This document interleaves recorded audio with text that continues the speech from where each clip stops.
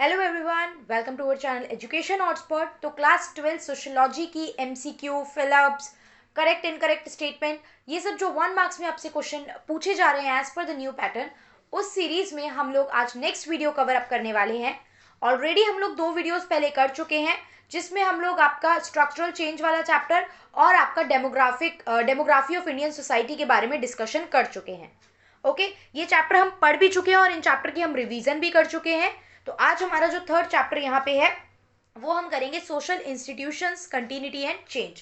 इस चैप्टर के जितने भी कुछ 1 markers, fill in the blanks form में, करेक्ट इनकरेक्ट, ट्रू फॉल्स, जिस तरीके से भी क्वेश्चन बन सकते हैं, हम सम अप करके एक जगह पे इन क्वेश्चंस को यहाँ पे रिवाइज कर रहे हैं। रिवीजन के बहुत सारे तरीके होते हैं, चैप्टर डिटेल में पढ़ चुके हैं, लाइव सेशन में रिवाइज कर रहे हैं, यहाँ पे एमसीक्यू फॉर्मेट में चैप्टर रिवाइज हो रहा है। After that sample paper solve करेंगे, तब भी सोशियोलॉजी को रिवाइज करेंगे।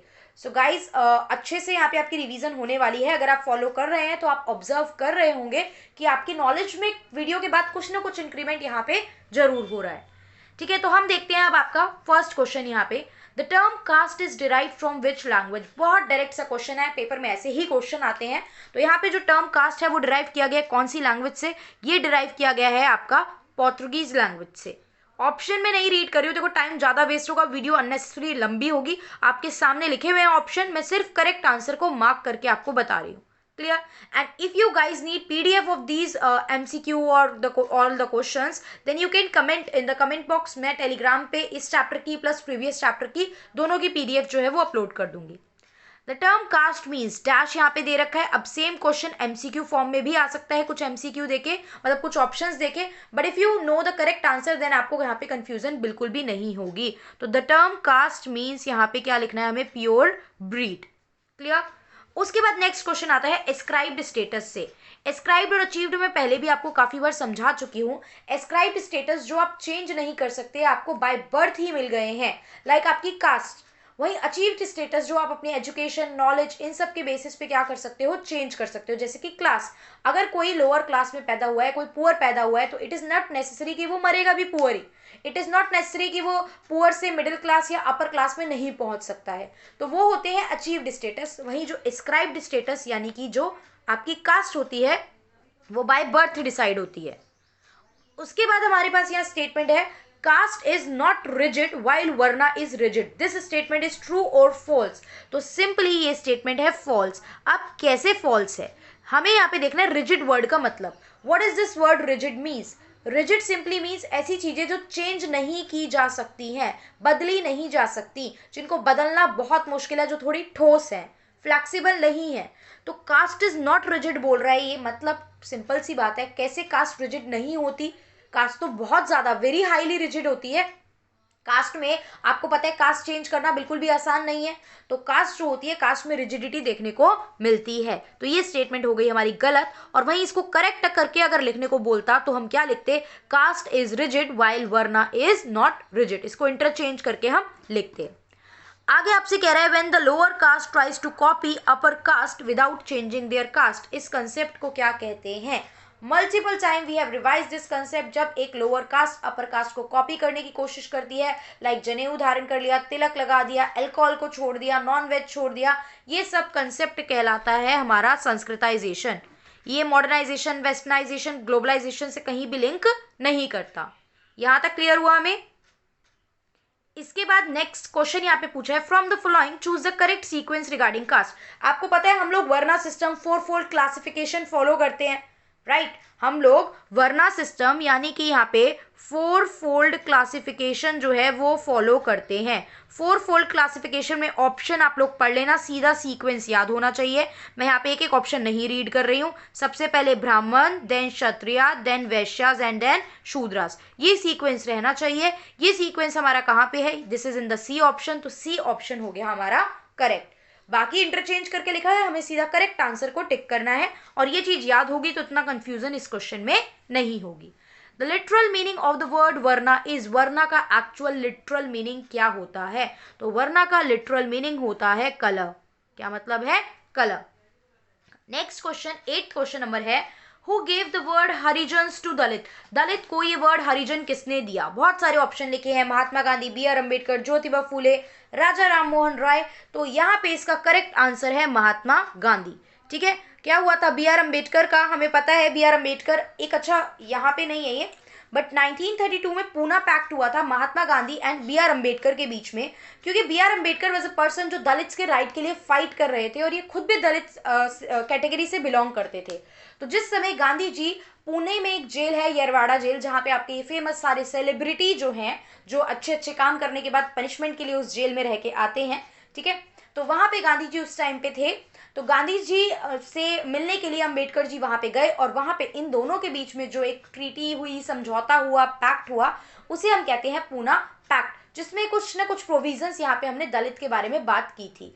तो महात्मा गांधी ने क्या बोला, इनको हरिजन बोला, हरि के जन, Hari is the name of Vishnu ji. Hari जो है वो किसके लिए, भगवान के लिए, लॉर्ड विष्णु के लिए यूज किया जाता है। तो उन्होंने बोला कि हम इनके लिए ऐसे एब्रोगेटरी वर्ड जो आप लोग यूज करते हैं वो हमें नहीं करने चाहिए। इनफैक्ट वी विल मतलब हम इनको क्या बोलेंगे, हम इनको हरिजन वर्ड से बोल के बुलाएंगे, किसको, दलित्स को। Which article of the Indian Constitution talk about the abolition of untouchability? Untouchability, छुआछूत नहीं होनी चाहिए, ये फंडामेंटल राइट है आपका, अगर होती है तो आपके फंडामेंटल राइट का वायलेशन हो रहा है।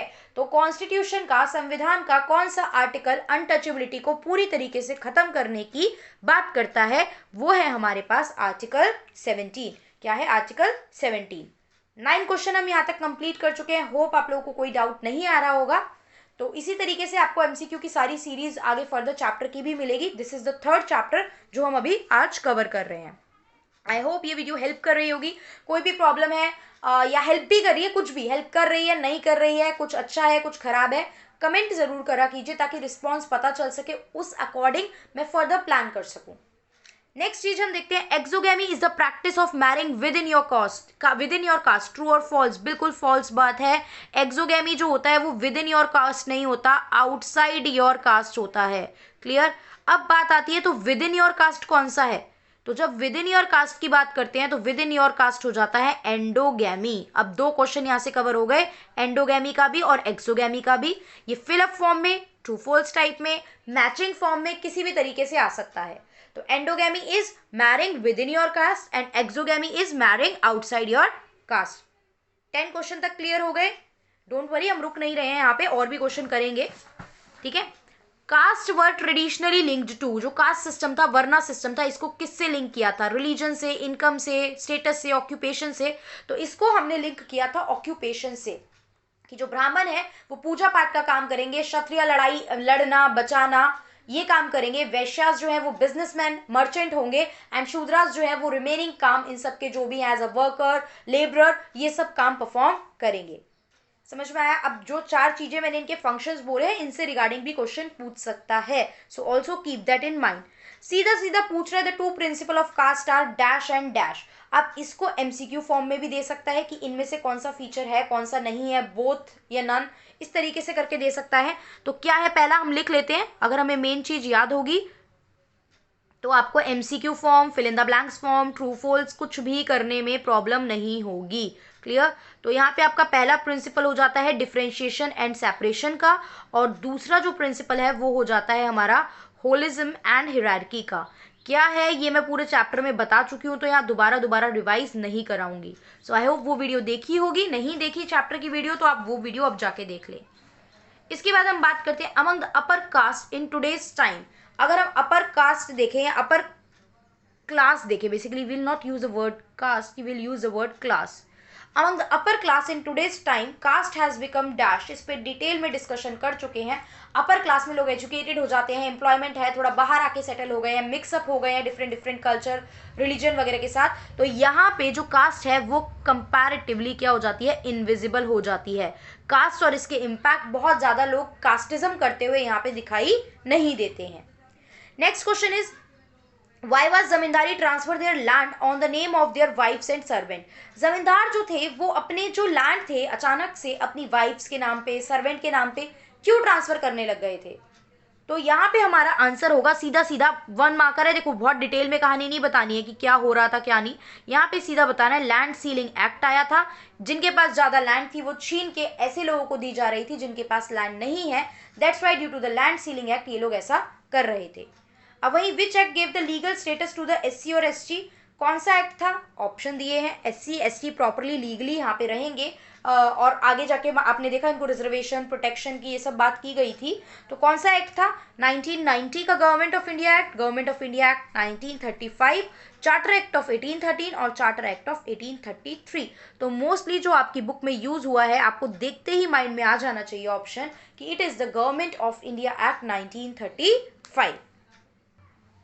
नेक्स्ट क्वेश्चन, यहाँ पे हमारे पास क्वेश्चन नंबर 16 है, name 2 state formed on the assertion of the tribal identity.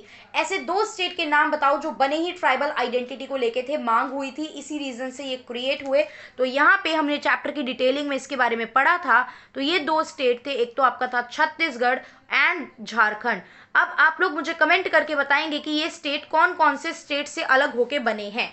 ठीक है, मुझे भी ईमानदारी से पता चले कि कितने जो स्टूडेंट है वो वीडियो को एंड तक देखते हैं। तो आपको ये बताना है कि ये दोनों स्टेट जो है, ये आज की डेट में जो स्टेट है, ये कौन से स्टेट से अलग होकर स्टेट बने और कौन से ईयर में ये स्टेट बने हैं। I want the comment of each and every student. ये नहीं कि किसी और ने कमेंट कर दिया तो हम नहीं करेंगे। आपने वीडियो अगर यहाँ तक देखी है तो आप कमेंट करके बताएंगे। तो ऐसे ईमानदार लोगों का, ईमानदार स्टूडेंट का पता लगाना पड़ेगा ना। उसके बाद हम बात करते हैं dominant caste include dash of Bihar. अब एक एक करके हमें फिल करते रहना है। देखो कौन कौन कहाँ कहाँ से बिलोंग करता था ना, ये यहाँ पे फिल करना है। तो डोमिनेंट कास्ट में क्या होता है मैं बता चुकी हूँ ऑलमोस्ट, मैंने 2 लाइव में ये डिस्कस करा है, चैप्टर में डिस्कस करा है, I am not repeating it. तो ये यादव थे बिहार के, ठीक है, मराठास थे महाराष्ट्र के, और उसके साथ साथ आपके हरियाणा के थे जाट्स। ये फिल इन द ब्लैंक्स किसी भी MCQ अब कैसे भी पूछे आपको याद रखना है। नेक्स्ट पूछ रहे which of the following is not the feature of caste. इसमें से कौन सा कास्ट का फीचर नहीं है? पहला, caste involve sub division within themselves. तो सही बात है, कास्ट के अंदर फर्दर सब कास्ट होती हैं, जातीज वगैरह बोलते हैं हम, कितना सारा और डिवीजन होता है। Caste were traditionally link to the occupation. अभी तो देखा था पीछे, यस, पहले इनिशियल टाइम पे कास्ट तो बिल्कुल ऑक्यूपेशन से लिंक थी कि ब्राह्मण है तो ये करेंगे, क्षत्रिय वैश्य शूद्रा कौन क्या क्या करेगा, इनके फंक्शन और ऑक्यूपेशन फिक्स थे। तो ये बात भी ठीक है। और ये ध्यान रखना है क्वेश्चन में हमसे नॉट पूछा है, ये बिल्कुल ध्यान रखना। पहले caste are arrange in a hierarchy of rank and status, बिल्कुल सही, सीक्वेंस में ही तो अरेंज है, सबसे नंबर 1 टॉप पे जो है वो फर्स्ट देन सेकेंड, इस तरीके से, ये भी बात ठीक है। अगला पढ़ते हैं, caste membership does not involve rules about food and food sharing. आप कास्ट में फूड और फूड शेयरिंग के रूल पे बात नहीं होती, तो ये बात तो हो गई गलत। तो आंसर हो गया सही ये, क्योंकि ये स्टेटमेंट हमारी गलत है। कास्ट में फूड और फूड शेयरिंग पे बात होती है।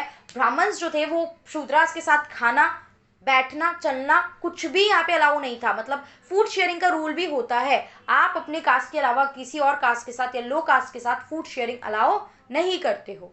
क्लियर? फूड शेयरिंग तो बहुत दूर की बात है, उस टाइम पे तो जिस राशन शॉप से ब्राह्मण्स के घर में राशन आ रहा है वहां से तो राशन शूद्रास को देना भी अलाउ नहीं था। तो बहुत सिचुएशन जो थी खराब थी उस टाइम पे। Next question, the oldest inhabitant of सब कॉन्टिनेंट आर। मतलब हमारे यहाँ के ओल्डेस्ट जो सब कॉन्टिनेंट है वो लोग कौन थे? देखो पहले सब कुछ फॉरेस्ट ही था, पहले सब कुछ फॉरेस्ट ही था, यहाँ पे कुछ घर नहीं बने थे, रूरल अर्बन एरिया नहीं था। तो पहले जो भी स्टार्टिंग इनहेबिटेंट थे वो कौन थे? वो ट्राइबल्स थे। अब यहाँ पे हमारे पास है क्वेश्चन कुछ डैम्स वगैरह को लेके। इसमें देखो क्या आता है, इसमें आता है आपका जो डेवलपमेंट की बात की जाती है ना, ट्राइबल डेवलपमेंट, नेशन डेवलपमेंट, इससे रिलेटेड यहाँ पे क्वेश्चन बन सकता है। तो यहाँ पे पूछा है सरदार सरोवर डैम जो है वो कौन से किस जगह पे है? तो ये है हमारा रिवर नर्मदा पे, ठीक है, नर्मदा नदी पे। और उसके बाद आपसे पूछा है पोलावरम डैम इज ऑन, तो यहाँ पे आ जाएगा हमारा रिवर गोदावरी। तो इतने क्वेश्चन हमें अच्छे से कवर करने हैं, बाकी कुछ भी आएगा लिंक्ड ही आएगा, इन्हीं को इधर उधर ऊपर नीचे तोड़ मरोड़ के क्वेश्चन पूछा होगा। तो डू नॉट मतलब ऐसे होपलेस मत हो जाना क्वेश्चन देखिए कि आता ही नहीं है। ट्रस्ट में ये 20 क्वेश्चन आपने देख लिया, आपको काफी मतलब इस चैप्टर का क्वेश्चन तो बिल्कुल अब आपसे बनना ही चाहिए। बाकी स्टिल फिर भी कोई डाउट हो, कोई क्वेश्चन नहीं बन रहा है, आप मुझे कमेंट कर सकते हैं। बहुत जल्द हम लोग देखेंगे। अभी ये जो है ना कल से मोस्ट प्रोबेबली आपका स्टार्ट हो जाएगा, या फिर हम देखते हैं संडे से, ठीक है। सैटरडे संडे मंडे ये सब होली धमाका वाला वीक रहने वाला है आपका, अपकमिंग कुछ जो आने वाला समय है। तो back to back videos, revision, live classes, सब कुछ हमारा बहुत जोर शोर से चलने वाला है। तो अच्छे से पढ़ाई के लिए आप लोग रेडी रहिए, ठीक है। वीडियो पढ़िए, कमेंट करके बताइए कि क्या आपका रिस्पॉन्स रहा, क्या अच्छा है क्या बुरा है, हेल्प हो रही है या नहीं। So that's all for this video, thank you for watching.